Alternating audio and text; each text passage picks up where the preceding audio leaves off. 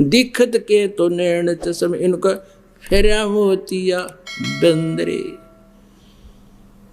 भजन करो उस रब का जो दाता है कुल सबका।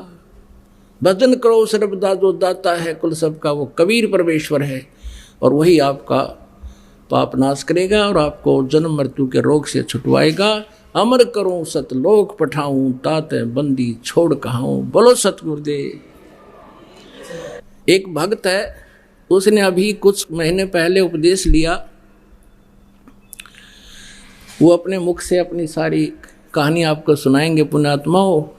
समर्थ का शरणाग हो रंग होरी हो, कदे ना हो ए काज राम रंग होरी हो। इनका एक छोटा सा बच्चा 10-12 वर्ष का और 1100 वाट के तार से टच हो गया। इसका जख्म है इतना 2 अंगुल पूरी आ जा और पैर का अंगूठा जल गया, आर पार निकल गई बिजली। इस बच्चे ने बताया कि इस दास के रूप में कबीर परमेश्वर पहुंचे। वहां पर इस बच्चे का हाथ पकड़कर यूं खींच लिया उस बिजली से और ऊपरली मंजिल पर था, उस पे छज्जे पे सुला दिया स्लैब के ऊपर। काफी देर बातें करी। इसने कहा गुरुजी कहाँ जा रहे हो? बेटा मैं तेरे साथ हूँ, कहीं नहीं जाता। कहते हमरा भक्त पिछोड़ी होई और हमरा नाम ना लेवे कोई। अब ये वास्तव में क्या है? अब ये कथा आपको सुना रहा है, उन्होंने लिख कर दे रखी है, आपको पढ़ के सुनाते हैं। मैं भक्त सुरेश दास पुत्र श्री चांद राम निवासी गांव दनाना जिला सोनीपत और फिलहाल शास्त्री नगर रोहतक हरियाणा में रहता हूँ।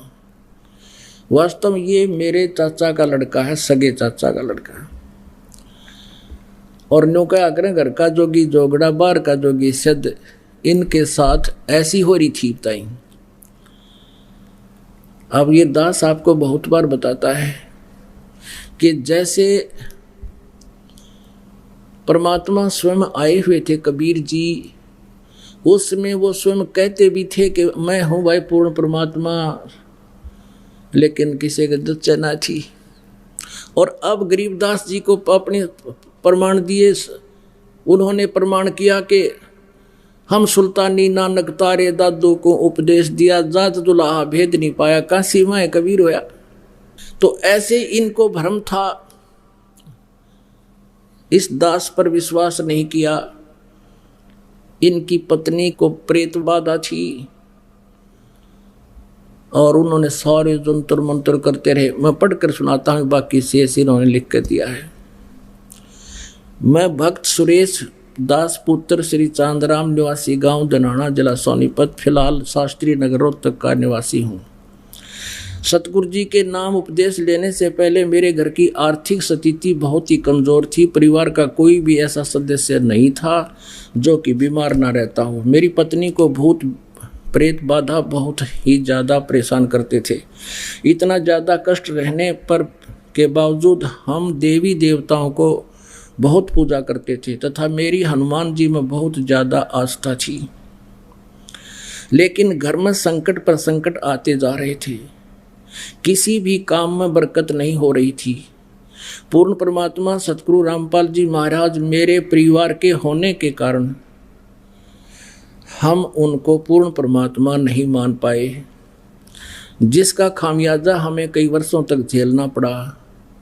तभी गांव सिंहपुरा के निवासी भक्त विकास ने मुझे बताया कि आपके घर में पूर्ण परमात्मा जगत गुरु रामपाल जी महाराज आए हुए हैं और आप कहाँ सोए पड़े हो। तो मैंने कहा कि काल ने हमें कष्ट ही इतने दे रखे हैं कि वहाँ के बारे में जानने का टाइम ही नहीं मिला। सारा समय डॉक्टरों के चक्कर काटने में चला जाता है, ऊपर से आर्थिक तंगी भी बहुत रहती है। उस भक्त ने मुझे काफ़ी समझाया कि पूर्ण परमात्मा की ऐसी दया हुई कि मैं संत रामपाल जी महाराज से नाम उपदेश लेने के लिए अक्टूबर 2010 में सतलोक आश्रम बरवाला में पहुंचा। नाम उपदेश लेने के बाद सतगुरु जी ने अपना दया का पिटारा खोल दिया।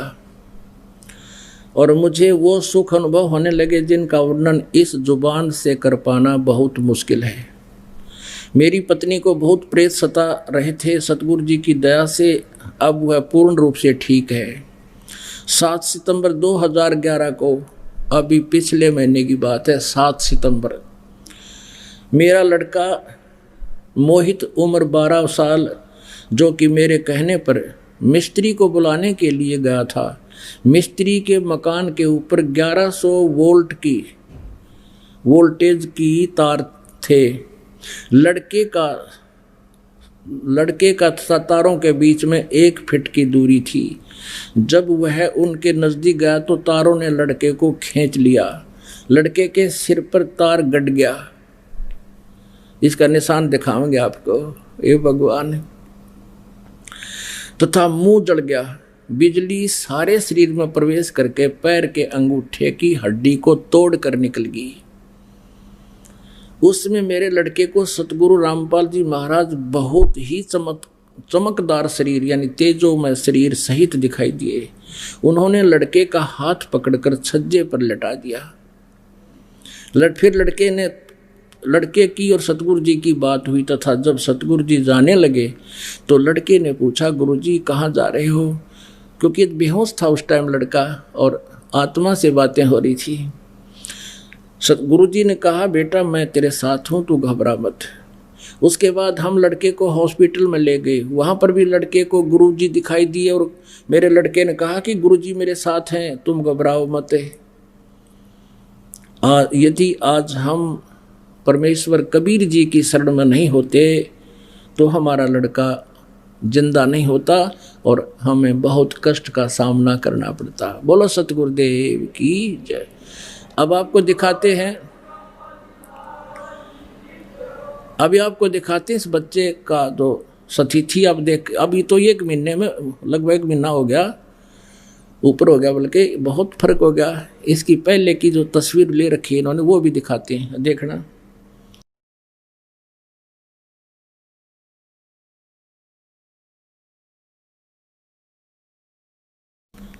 दिखा भाई, इनको बुला इधर। बोलो सतगुरुदेव की जय। मंदिर छोड़ सतगुरु रामपाल जी महाराज की जय। मैं किसी मिस्त्री के पास गया हुआ था, फर्नीचर वाले मिस्त्री के पास गया हुआ था, तो उसके ऊपर से 11,000 वोल्टेज के तार गए हुए थे। तो मेरी मम्मी बोली तार ऊपर, मैं से देखने लगा तो ओ बिजली ने मैं खींच लिया 1.5 फुट ऊपर से। ये सिर देखा नीचे न करके देख,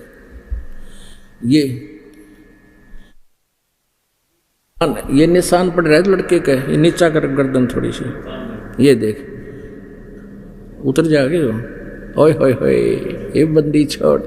ये तो 1 महीने के बाद ये स्थिति है, 2 उंगल पूरी आ जाए, इतना खड्डा था इस बच्चे का। पैर का अंगूठा देखो इसका है। अब तो ये बहुत ठीक हो गया ना, कति कंडेम होया पड़ा था उस दिन। अपने आत्माओं, समर्थ का सरना गहो रंग होरी हो, कदे ना हो ऐ काज राम रंग होरी हो। हमरा भक्त पे छोड़ी होई, तुम्हारा नाम ना लेवे कोई। परमात्मा कहते जब हमारे भक्ता पर आपत्ति आ गई तो हमारा नाम कौन लेगा। अब ये जो मैंने पढ़कर सुनाया है, ये भक्त सुरेश है, मेरे सगे चाचा का लड़का है। और वही बात है, घर का जोगी जोगड़ा, बाहर का जोगी सदे। ये तो परमात्मा कहते हैं, मरो तू सृष्टि को, सृष्टि रोवे मोहे। गरीबदास इस वियोग को समझ नहीं सकता कोई। अब क्या स्थिति थी इनकी। इसकी माता भी आई हुई है लड़के की यहाँ पर। उस दिन आई, इसमें 40 किलो वजन था और आज पहलवान कैसी हो रही है। नाम लिए 5-6 साल भर नाम लिया हुआ है, सारी बाधाएं दूर होगी, सब चिंताएं मिट गई। तो पुण्यात्माओं, ये समर्थ की ओट है। दुख द्वंद उपादम जीव बंधे, समर्थ की नहीं उपासा है। इस समर्थ की उपासना ना करने से हम दुख पा रहे हैं। समर्थ की आडम होने के बाद कहते हैं ये उन्हीं की सुनवाई होती है, उन्हीं के ये दुख दूर होते हैं। ये लड़का मृत्यु को प्राप्त होना था अगर ये शरण में नहीं होते। कहते हैं पति भरता जमी पर जो जो धर है पाओ समर्थ झाड़ू देते है ना काटा लग जावे। कहते जो जैसे आज दास सत्संग करा था, इतना लंबा चौड़ा विस्तार है, इतना ज्ञान हटाना पड़ता है। ये प्रसंग रह गया कि पति भरता यानी जो एक परमेश्वर पर आधारित हो जाती है पुण्यात्माएं, फिर वो समर्थ परमात्मा उनके जीवन रूपी सफर में जितने भी बाधाएं आनी होती हैं, पापों के जो कारण दुख होना होता है, उन पाप रूपी कांटों को उस जीवन रूपी सफर में बुहारते चलते हैं, कहीं मेरी प्यारी आत्मा के कोई दुख ना हो जा। ये वही प्रमाण समझ लो। बोलो सतगुरुदेव सत साहिब।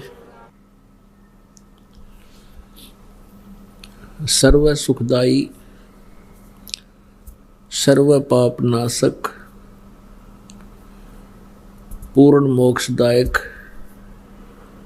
कुल के सृजनहार हम सभी आत्माओं के जनक ये वो परमात्मा है जो बनारस में काशी शहर में भारत की पावन धरती पर सन 1398 में सतलोक से चलकर अपने मुक्ति धाम से सनातन परम धाम से गति करके आए थे और काशी शहर के बाहर एक लहर तारा नामक सरोवर में विकसित कमल के फूल पर नवजात शिशु का रूप धारण करके वो अमर पुरुष, वो सत्य पुरुष विराजमान हुए थे।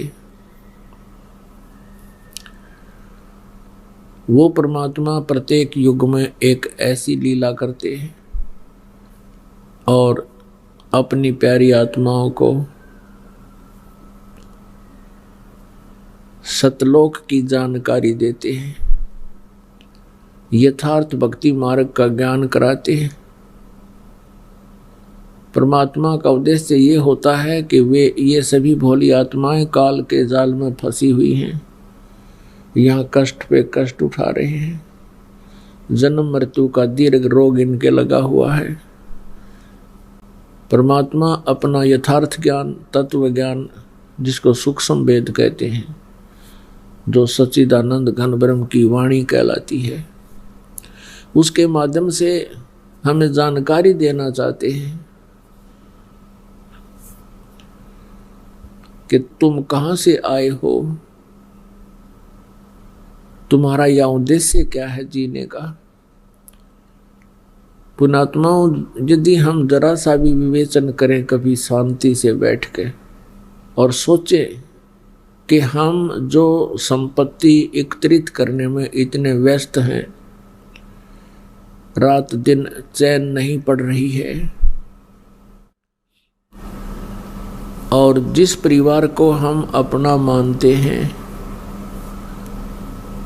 और इसके पोषण के लिए अपना पूरा जीवन न्योछावर कर देते हैं। अच्छी बात है कि हम अपने परिवार का पोषण करें, अच्छी व्यवस्था बनावें,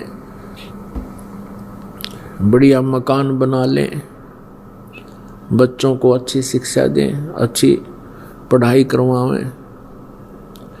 लेकिन ये सारा कुछ करते करते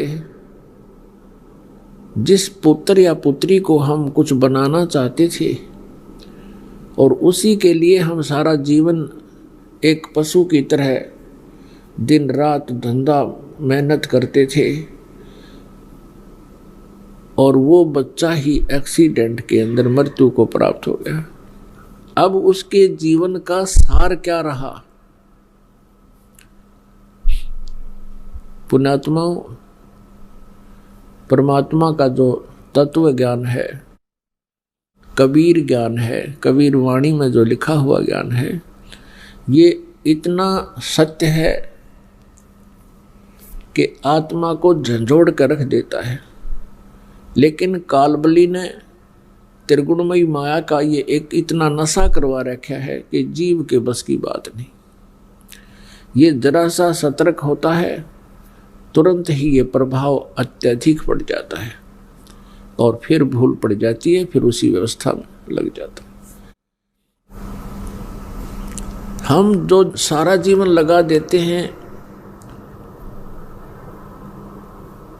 संपत्ति और परिवार के लिए, अपना ही नहीं मालूम हम कब मृत्यु को प्राप्त हो जाएं, फिर उस परिवार का पोषण कौन करेगा? क्या ऐसी घटनाएं घट नहीं रही? कहने का भाव दास का ये नहीं है कि आप अपने बच्चों से, परिवार से विरक्त होकर के केवल एक भक्ति पर ही बैठ जाओ, ऐसा कोई उद्देश्य नहीं है, और ना ही ये प्रोसीजर ठीक है इस सरसों के तेल का। और फिर उस बिजली के पावर के कनेक्शन मिलने से, पावर की प्राप्ति होने से, फिर वो सभी कार्य पावर से हो रहे हैं, बिजली से हो रहे हैं। आटा भी बिजली पीस रही है, वो पावर पीस रही है, और चारा भी वो पावर काट रही है। जगमग कर देती है वो पावर, घर के सारे बल्ब जगा दे तो उज्जवल कर देती है सारे घर को। तो अब हम जो अपने आप प्रयत्न से जो जितना हम कर रहे थे उससे कई गुना वो काम कर देती है। जैसे हाथ से चारा काटा करते थे और फिर बटन दबा दे पावर का, कट कट कट कट करके, जो हम 2 घंटे में काम करा करते वो 10 मिनट में कर दे। तो पुण्यात्माओं, जिन परिवार के पोषण को ये अनिवार्य है, परिवार का पोषण भी, क्योंकि हमारे संस्कार हैं,